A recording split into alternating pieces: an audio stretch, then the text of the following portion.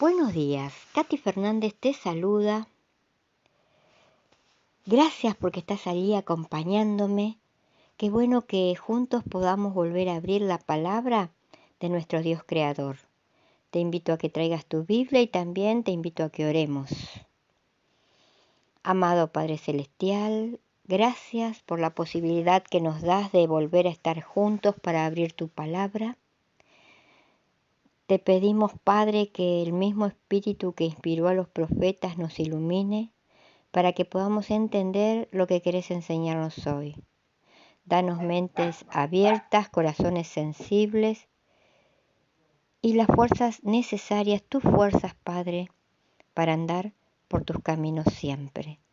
Dejamos todo lo que tenemos en nuestros corazones en tus manos de amor para que resuelvas todo conforme a tu voluntad. Gracias, Padre, por cuidarnos, por estar siempre con nuestros queridos y con nosotros. Y no permitas que nada nos separe nunca de este hermoso camino de salvación. En el nombre de Jesús, gracias, Padre. Amén. El día martes 31 de octubre lleva por título La promesa. Un día como hoy, hace 500 años, Martín Lutero clavó su tesis en la puerta de la iglesia de Todos los Santos de Wittenberg. Qué fascinante es que el tema de hoy también llegue al corazón de la salvación por la fe. Romanos, en capítulo 4, versículo 13, se contrasta la promesa y la ley. Pablo intenta establecer un contexto veterotestamentario para su doctrina de la justificación por la fe. Halla un ejemplo en Abraham, a quien todos los judíos aceptan como su antepasado. La aceptación o justificación le había llegado a Abraham totalmente aparte de la ley. Dios le prometió a Abraham que él iba a ser heredero del mundo y él creyó en esta promesa, es decir, aceptó la responsabilidad que implicaba como resultado. Dios lo aceptó y obró a través de él para salvar al mundo. Este sigue siendo un poderoso ejemplo de cómo funciona la gracia en el Antiguo Testamento e indudablemente por eso lo usó Pablo. Te invito a que juntos leamos Romanos capítulo 4, versículo del 14 al 17. Mientras pensamos de qué modo Pablo sigue mostrando que la salvación por la fe era esencial en el Antiguo Testamento, luego vamos a leer Gálatas. Empecemos por Romanos capítulo 4, versículo del 14 al 17. Porque si los que son de la ley son los herederos, vana resulta la fe y anulada la promesa. Pues la ley produce ira, pero donde no hay ley tampoco hay transgresión.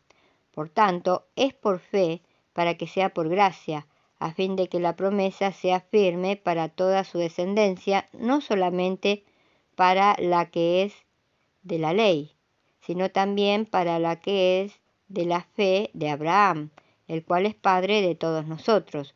Como está escrito, te he puesto por padre de mucha gente delante de Dios, a quien creyó, el cual da vida a los muertos y llama las cosas que no son como si fuesen. Ahora te invito a que vayamos a Gálatas capítulo 3, versículo del 7 al 9. Sabed, por tanto, que los que son de la fe, estos son hijos de Abraham. Y la Escritura, previendo que Dios había de justificar por la fe a los gentiles, dio de antemano la buena nueva a Abraham, diciendo: en ti serán benditas todas las naciones de la tierra. De modo que los de la fe son bendecidos con el creyente Abraham. Como se dijo al principio, es importante recordar a quién le está escribiendo Pablo. Estos creyentes judíos estaban inmersos en la ley del Antiguo Testamento, y muchos habían llegado a creer que su salvación dependía de lo bien que guardaban la ley, aunque eso no era lo que enseñaba el Antiguo Testamento.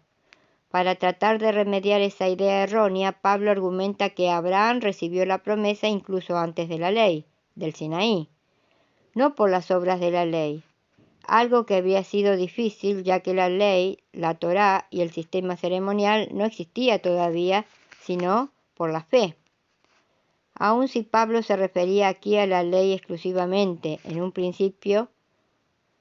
que en principio existía incluso antes del Sinaí, el planteamiento sigue siendo el mismo, tal vez aún más. El hecho de tratar de recibir la promesa de Dios a través de la ley, dice el apóstol, anula la fe y hasta la inutiliza. Estas son palabras fuertes, pero lo que quiere destacar es que la fe salva y que la ley condena. Está tratando de mostrar la futilidad de procurar la salvación a través de lo mismo que lleva a la condenación. Todos nosotros, judíos y gentiles, hemos violado la ley y por lo tanto todos necesitamos lo mismo que Abraham, la justicia salvífica de Jesús que se nos atribuye mediante la fe. Esta verdad finalmente llevó a la Reforma protestante. Ahora te invito a que pasemos a la lectura del devocional, de la meditación de hoy, que lleva por título Por un plato de lentejas. Jacob respondió, véndeme en este día tu primogenitura. Génesis 25:31. Cuando leemos la historia de Esaú y Jacob, la primera impresión que tenemos es que el villano de la historia es Jacob, que subterráneamente, aprovechándose de un momento de flaqueza del hermano, se apodera de la primogenitura. Generalmente Esaú aparece como la pobre víctima, que fue engañada, pero la verdad es otra. Naturalmente nada disminuye el carácter mentiroso, astuto y egoísta de Jacob, pero la liviandad con que se tratan las cosas espirituales es igualmente grotesca a los ojos de Dios. Por aquellos tiempos, la primogenitura era un derecho reservado al primogénito. Eso significaba que no solamente tenía beneficios espirituales, sino también ventajas materiales.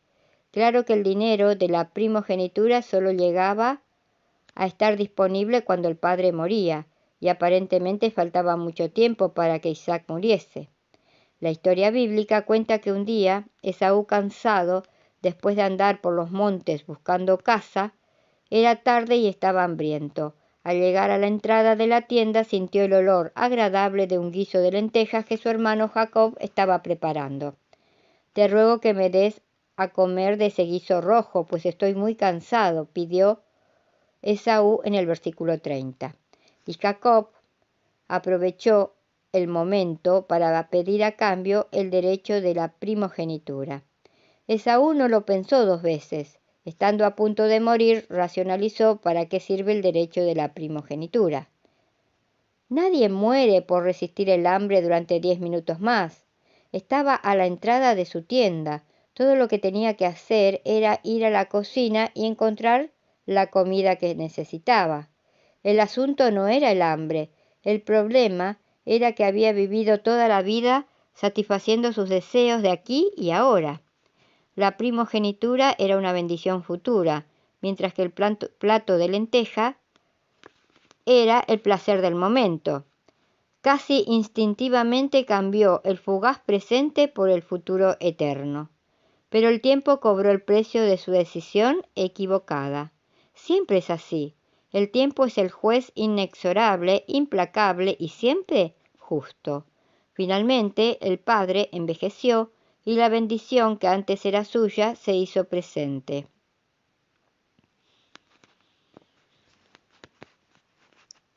Finalmente, el padre murió y ahora el futuro había llegado, se había transformado en el aquí y ahora. Cuando Esaú descubrió que no había más bendición, lloró delante de su padre y clamó, ¿no has guardado bendición para mí? Era tarde, todo estaba perdido. ¿Por qué será que solamente valoramos las cosas cuando las perdemos? Cuando hay muchos maridos que lloran en silencio la soledad del hogar que perdieron. ¿Cuántos hijos sienten nostalgia en la oscuridad de la noche, en el insomnio, de los padres que abandonaron, de las oportunidades que no supieron aceptar, del tiempo que se fue y no vuelve más?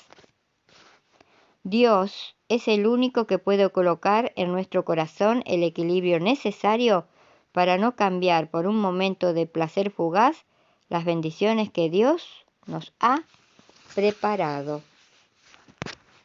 Y recordemos hoy también, si nuestras palabras no ayudan, no confortan, no hacen bien o no alegran, que nuestro Dios vivo nos libre de pronunciarlas.